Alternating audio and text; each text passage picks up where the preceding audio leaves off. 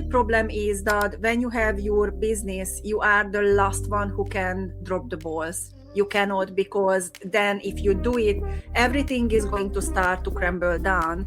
And it takes time to get to where Audrey's talking about. The reality of it is the word I was trying to think of, is that it's 3 to 5 years of doing the right thing consistently and showing up consistently for that time. But, and showing up doesn't mean being perfect. Take that whole perfect illusion out of your mind, because it's not. There is no perfection. When your business is crumbling down, and even if you reach out to help, there is no magic solution. There is no abracadabra, hocus pocus, and then it's going to work. Unfortunately, in the beginning, you're going to be busier because you need to work through things in order to make sure that you're going to step out from this situation wherever you find yourself in.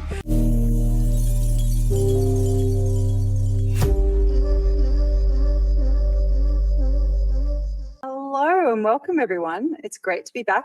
I'm Jodie Fielden and I'm here with my work wife, bestie and business partner, Audrey Varga. During these podcasts, we share how you can leverage your passion into profit, whether you're an industry entrepreneur, a seasoned salon or clinic owner, or someone who's just thinking about starting out, you're in the right place, because we've just about done it all. And we're here to share with you that you can too, because it's time to believe your salon can be everything you ever wanted. Absolutely. And welcome back, everyone. And today's episode is a deeply personal one, because we are talking about something that every business owner faces at some point, which is what happens when your personal life feels like it's crumbling, but your business still needs you to show up. That's right. And it isn't about pretending everything is perfect. It's about understanding that your future self is built in the moments when showing up feels the hardest. Absolutely. Because one day, if everything did fall apart, you would wish you were back exactly where you are right now. And that's why this conversation matters. It does, because your personal struggles when you're a salon owner, it doesn't pause the rent, it doesn't stop the wages needing to be paid. And the clients, as much as they empathize, whatever, all they really care about is them. So, your mum died. I'm so sorry to hear that. So do I get my color this week or next? Exactly. As a salon owner, you've got to carry that silent emotional weight. Exactly. And the temptation to withdraw or emotionally check out is absolutely real. We speak with so many salon owners when they are actually right there in that point when they just want to give up because it just becomes too much. Kids, family, the team is not working, and they just carry everything without communicating for help. So it's very, very important for us to understand that we don't really need to do everything alone, but to figure out how to free ourselves from this feeling and from this situation. It's very, very difficult when you are in the situation. And many times you just get there and I just want to walk away. I just close the door and I just walk away, and I don't want to deal with anything. 100%. Like this morning is a perfect example, isn't it? Like what happened with me. So here at my place, family member is in crisis with a little baby. I needed to go and help. But we had our team meeting. I had clients that were waiting to have an appointment with me. I'm running up in my pajamas, trying to get back here, jumping into the Zoom. We had our team Zoom that we have every Friday. And I'm running out of the house going, hey guys, I'm here. Yes, absolutely. And sometimes it's extremely difficult to show up, and sometimes you don't feel like showing up. The only problem is that when you have your business, you are the last one who can drop the balls. You cannot, because then if you do it, everything is going to start to crumble down. And exactly what we said before, like where you are right now, you think it's very difficult. But if you let it go and if you drop down and then you stop and then you try to catch up again, at that point, you're really going to wish that you didn't let it go. Mhm. And that's very important for us to understand that it's better to stay for a little bit where we are at and try to manage than to let it go, to drop it back, because then that plan B is actually a very, very difficult to get out of from. It is. That's how you ended up with my salon, isn't it, really? When we took all the way back, was that I just threw my hands up in the air and I was just like, I'm done, you know? Yes. It's a horrible place to be at. And if you ask for help, if I had have asked for help back then, if I had have known there were people like us doing what we do now, if I had have known there was that kind of help back then, things would have been so much better.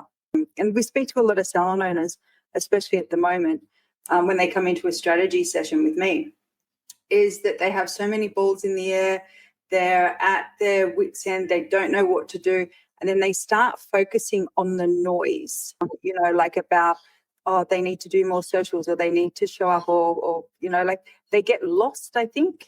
And the other thing, what also everyone needs to understand, where you are at right now, it's absolutely uncomfortable and it doesn't work properly. But in the same time, you know, like to get out from this situation, you actually need to show up for it. So when your business is crumbling down, and even if you reach out to help, there is no magic solution. There is no abracadabra, hocus pocus, and then it's going to work.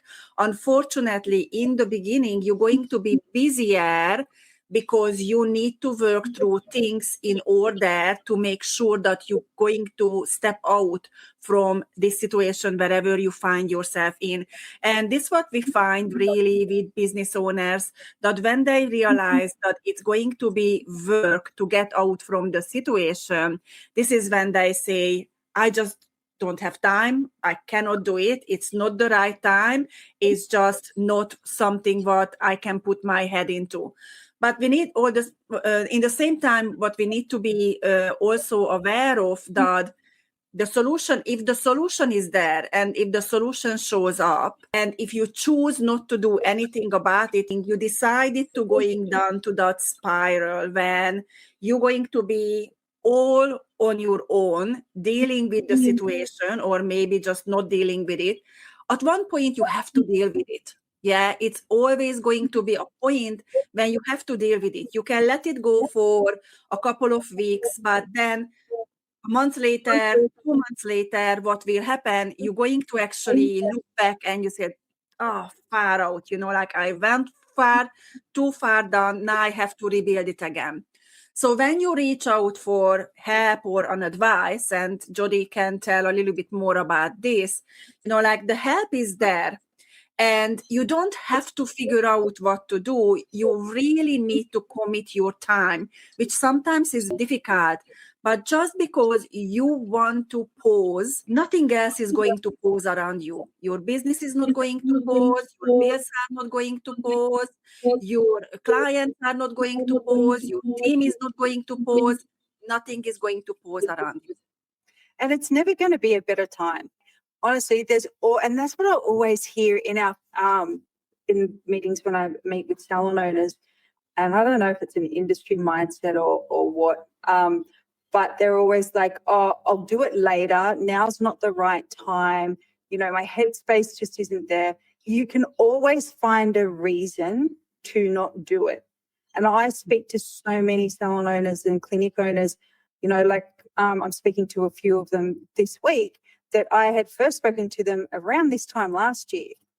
And I'm like, I want to be somewhere different. When we get to this point next year, where do you want to be? Do you want to be having the same problems, potentially more problems? You're not making any more money. You're still going backwards each step, you know, like, or do you want something yes, it's going to be difficult for the next 3 to 6 months, but in 12 months' time, I'm going to look back and go, oh my God, look at all I've achieved. And now I'm speaking to them again this time of year, and they're like, I wish I had have listened to you, because now I have even less money to invest.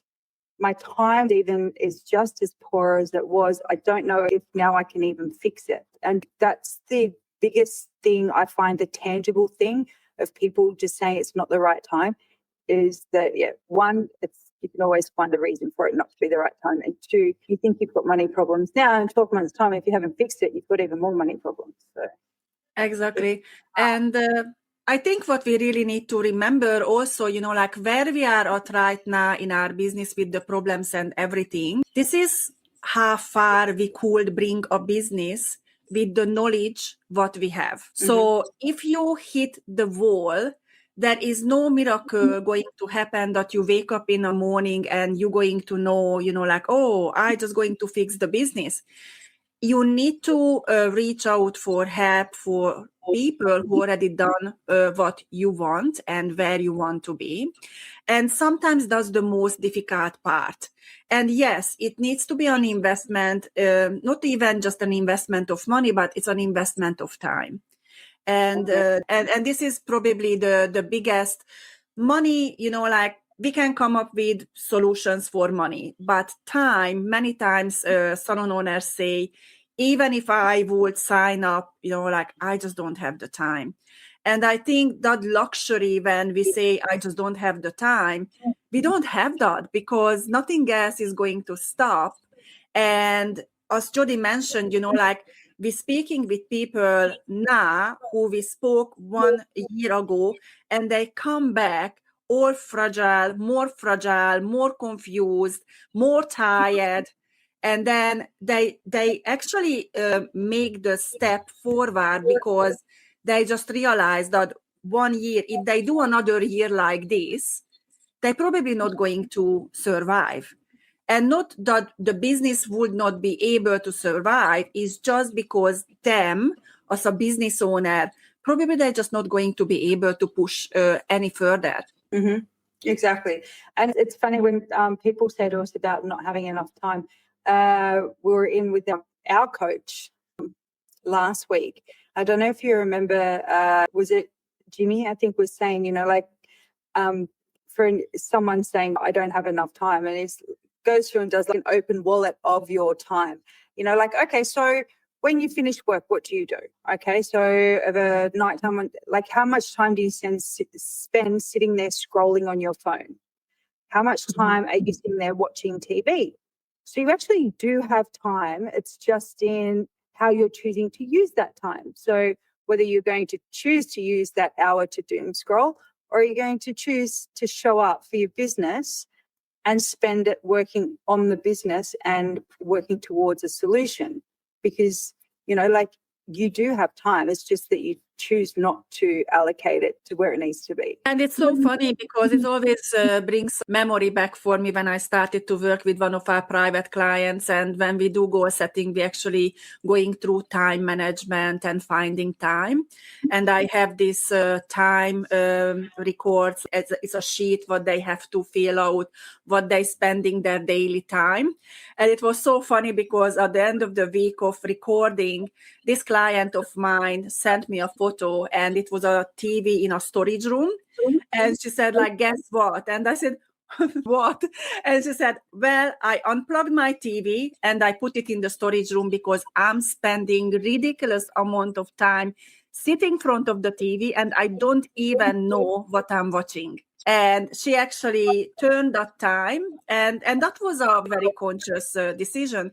But you see, like for her, the trigger was when she was actually writing down, what am I spending my time on? And what is it what is not serving my purpose? And I know, like when we are running the business, we do the same with Jody, like we are running the business, you are mentally really tired. Sometimes it just feels nice to sit down with your phone in your hand. But in the same time, you need to find a balance when you're still working on your business and you're still pushing towards to your goals, rather than just check out. Once you close the salon door, you cannot check out. Yeah. And I always have a problem when we have salon owners who are actually, they don't have the business mindset. They are workers, so they have a job. They have a salon, but it's a job. So they do think when I open the door, this is when I'm starting to work with my business or in my business. And when I close the door, then it's finished. And we wish, we wish that we're going to have that luxury that my business day or business time starts when I open the door and when I close the door. So that's not going to happen, because happens for employees, for people who work for someone else. They have the luxury that they only start at 9 and finish at 5, and they don't care about anything else. But when you decide that you're going to have a business, you are not an employee anymore. And unfortunately, the fact is that you might going to start your day at 7 o'clock to work through a couple of things, and you might going to finish at 9 o'clock with a little bit of a break here and there, because once you cooked your dinner and put the kids in bed, you might need to finish off a couple of things, or some of your team member going to send you messages, and you cannot ignore those things. So in a way, we sort of need to separate a little bit, what is being an employee and what is being a business owner. And being a business owner is more overwhelming than just showing up to work, finish, and then once you finish your shift, then you don't need to think about it until your next shift. The illusion that a lot of, especially in our industry, that employees, so stylists or clinicians or whatever, that have worked for someone else and then they get sick of working for someone else, so they go and decide to open their own business. They have this, and I had this illusion that the business owner just shows up, they swan in when they want to, they go on holidays when they want to, they, do all these things, and I'm making all the money in the till at the end of the day. I can see how much I'm making you, and you're not even paying me half of that. So I'll go and work for myself, and I'll go on holidays, and I'll do all these things. It's a really rude shock that, being a business owner isn't about freedom. It takes a long time to get your business to a position where you have the freedom that you think you're going to get. Exactly. And it is the end goal, yeah, and it is achievable, but it's not going to happen overnight. So you're going to work towards to it. And this is when really our Follow the Formula program is, you follow a formula to get there. Yeah. And that's why we called Follow the Formula, because it is actually certain steps what you need to do in order to free yourself up. But in the beginning, the first couple of years is nothing about freedom. It's everything about you putting 110%, 120%, sometimes 500% into the business. And you give up on everything. And while your team members are enjoying holiday or a better pay than you do, but for the future, if you do everything right, and you have the right team member, you systemize everything, you remove yourself from the floor on the right time, if your pricing is right, if you have the numbers so you actually control your own business, then yes, you can be there where I ended up after 4.5, 5 years, when I only worked one Saturday every month in my salon, and I could build another business because I worked towards the first 3.5, 4 years. I worked towards to that freedom, and it's definitely achievable. It is achievable, and it's just that it takes time. And I think people get discouraged because they think it's going to happen a lot faster. They hear these, there are stories out there where they're overnight successes and everything, but most people's story is not that. And it takes time to get to where Audrey's talking about. The reality of it is the word I was trying to think of, is that it's 3 to 5 years of doing the right thing consistently and showing up consistently for that time. But, and showing up doesn't mean being perfect. Take that whole perfect illusion out of your mind, because it's not. There is no perfection unless you are OCD, and even that's not perfect because that. Yeah, because, being perfect is actually, it's not a positive thing if you are perfectionist, because it's going to cause you procrastination, and it's going to cause you to stuck in a situation because you don't move until you believe it's perfect. And then you don't trust anyone, and your business is about delegation. You have to delegate tasks. You can't you know, at the beginning, you're going to wear all the hats. But if you actually do want to grow to be able to have the freedom, you can't be, you know, responsible for everything and have a 3-month holiday. It doesn't work that way. You've got to. So one of the topics, what we wanted to talk about was like maybe 3 or 4 examples of what showing up me looks like. Yeah, so we can talk about, like when you feel really overwhelmed, how you can just do a little bit, but still moving forward, not falling backwards. So this is when mental health is extremely important. You might just going to shorten your days. And you might just going to start a little bit later. So in the morning, once you looked after everyone in your family, you have half an hour or 1 hour for yourself. Or might you going to just finish a little bit earlier? So you give that little bit of a time for yourself. No one is going to sometimes we feel guilty because we say no to a client because we know we would have time, and we decided to spend that time on our mental health. And I think it's very important to give for ourselves a permission, because if you are not okay inside, nothing is going to be okay outside. It's energy work, and everything is on imprint. So the most important thing for your business and for your family is that you aligned with yourself and you feel good about it. Many times when we are really busy or very overwhelmed, we keep pushing and pushing and pushing. And then what will happen? We will be sick. We will end up being sick, because then your energy and the is telling you, like you're pushing too hard. You need a little bit of a break. If you don't give that break for yourself, I will make you to have that break.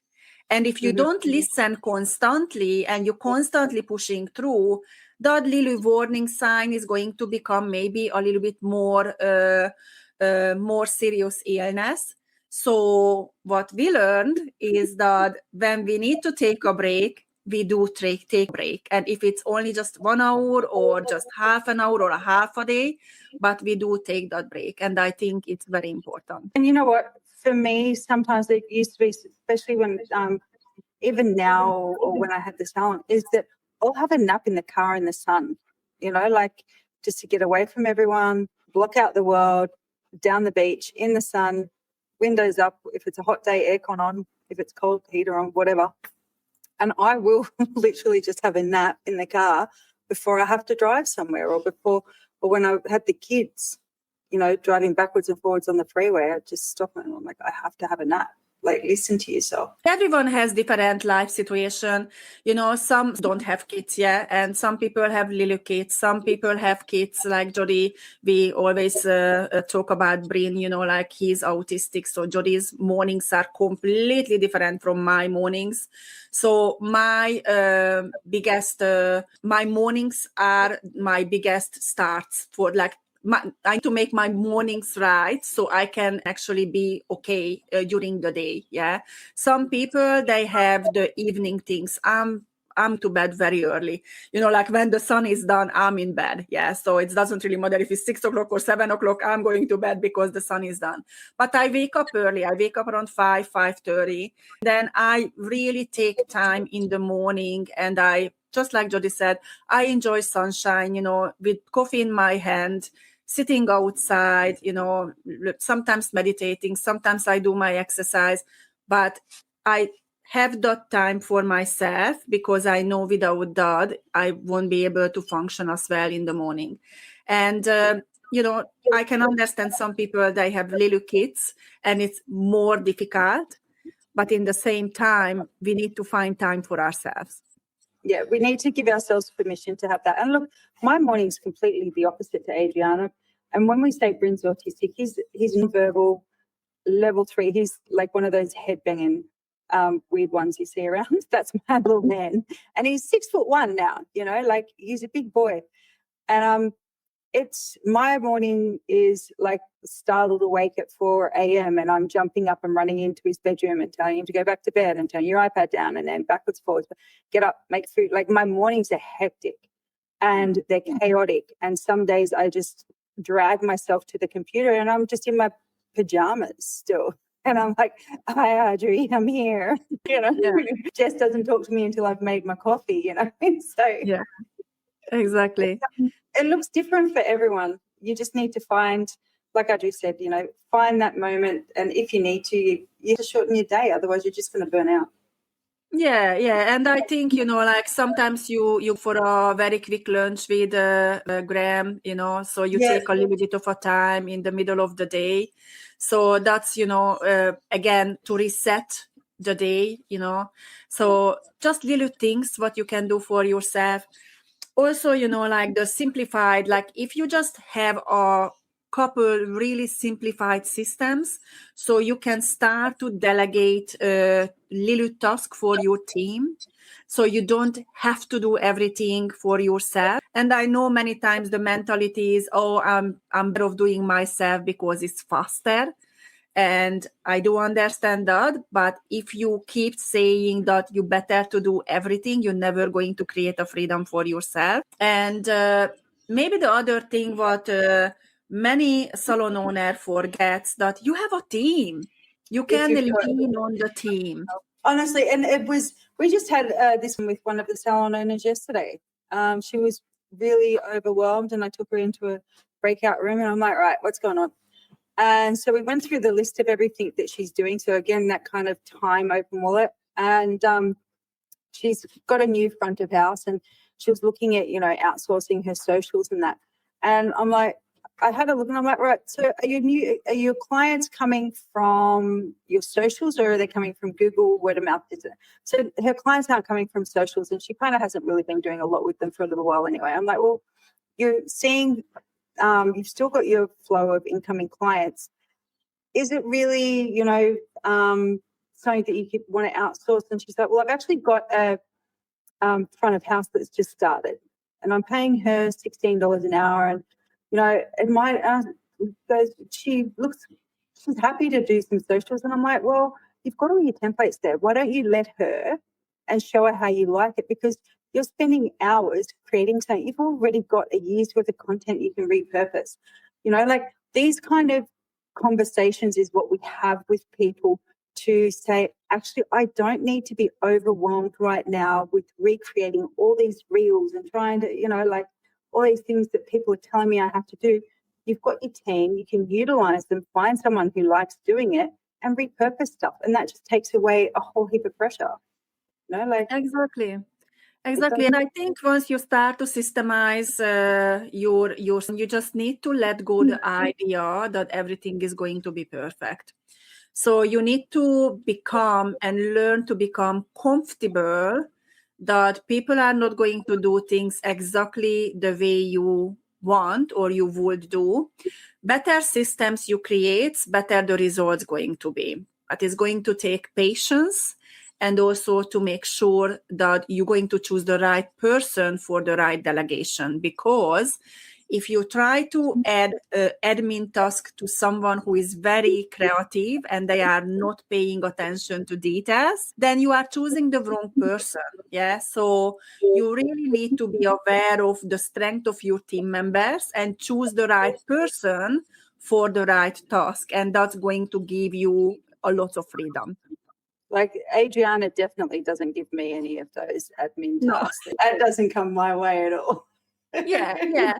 Look, but it's honestly, like whatever your strength is, that's, like I'm not that strong with both things, it's you don't need to be everything. You just need to do those things really well, what is in, within your radar. I one of your notes before and it says you don't need your best performance, you just need consistent presence.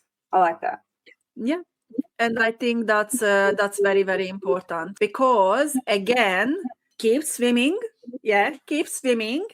And don't worry, and nothing is going to be perfect, but just keep moving. Just keep move that energy.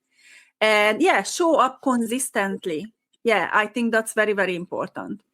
Yeah, I think it's just that consistent presence of you're still there, you're just taking little steps instead of giant leaps, you know?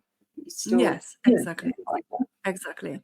All right. I think the next episode we'll talk about some tangible things and how in difficult seasons, because I know everyone's getting a little bit stressed about what's going on at the moment. We've been before in other things like COVID and the GFC and all that. Like we've seen some of this stuff come and go before. So I think we can have a talk about that and having your business as an anchor. Yeah, so if you want to follow us on our socials, it's very simple. It's @FocusGDT. Either if you go to TikTok or Instagram, you can find us on Facebook also. And we're going to put down into description our appointment booking link. If you have any questions, just feel free to book an appointment with us. There is no obligation, and we just if you need any help, we are more than happy to take you on board and have a little chat and to see if we can help you. All right, guys. Have a great weekend. Bye, everyone. Bye.